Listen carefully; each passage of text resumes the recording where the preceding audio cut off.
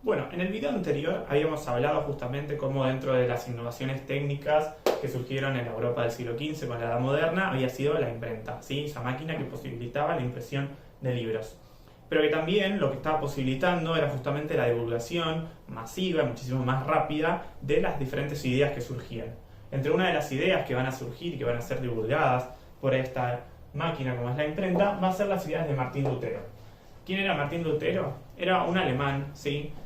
Monje y teólogo, ¿sí? Estudiaba la Biblia. Lo vamos a ubicar obviamente en esta fecha. Ahora bien, ¿por qué es controversial, ¿sí? Martín Lutero? Porque en sus estudios de la Biblia, como dijimos, la lectura de la Biblia estaba en manos de la iglesia, como era monje podía leerla, empezó a darse cuenta de diferentes cosas que consideraban que estaban mal en la iglesia católica de ese tiempo. Y las va a plantear, ¿sí? En un escrito que lo vamos a llamar los 95 tesis, que se lo conoce de esa manera, y el cual lo va a colgar y lo va a publicar en la puerta de una de las iglesias. Ahora, ¿qué planteaba en esas 95 tesis? Lo siguiente. Primero, va a tener una postura sumamente negativa contra la venta de indulgencias. ¿Qué son las indulgencias? ¿Sí? Para ese tiempo la gente podía pedir que se le perdonen los pecados a través de una compra, de un contrato, de un panfleto, ¿sí? Que se lo podía pedir a la iglesia y el Papa te daba la concesión de perdonarte los pecados, ¿sí?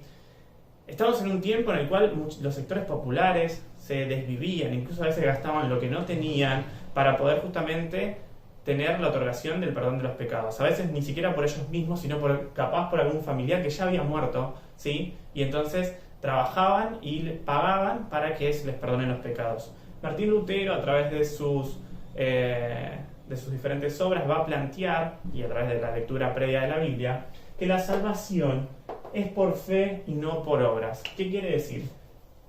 Que el perdón de los pecados, ¿sí? La salvación, no te la puede otorgar haciendo algo, ¿sí? Comprando un contrato, comprando el perdón, sino que es por fe, ¿sí? A través de Jesús, ¿sí? A través de creer en Jesús como tu Salvador. Cambiando la lógica completamente, porque lo que va a decir entonces, bueno, entonces el Papa no puede perdonar los pecados, por lo cual la Iglesia no es una mediadora entre Dios y los hombres, ¿sí? No está Dios, la Iglesia y todo el resto de los mortales debajo, y la Iglesia dice, bueno, Dios, te pido que le perdones los pecados a tal. No, va a decir que hay una conexión directa entre el hombre y Dios, por lo cual todos pueden interpretar la Biblia. Algo que contradice lo que habíamos dicho antes, que la Biblia solamente la podía leer la Iglesia.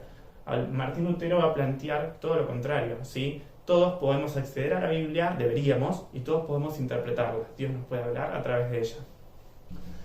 A ver, para la época, lo que está planteando Martín Lutero se va a considerar para la Iglesia Católica una herejía, y Martín Lutero va a tener que huir, ¿sí? Porque en realidad primero se le pide que se retracte, y al no hacerlo, va a huir, y va a ser acogido por algunos príncipes alemanes. Pero va a haber una gran persecución, sobre todo en los sectores populares, para que todas estas ideas no se divulguen y sobre todo no se empiecen a creer.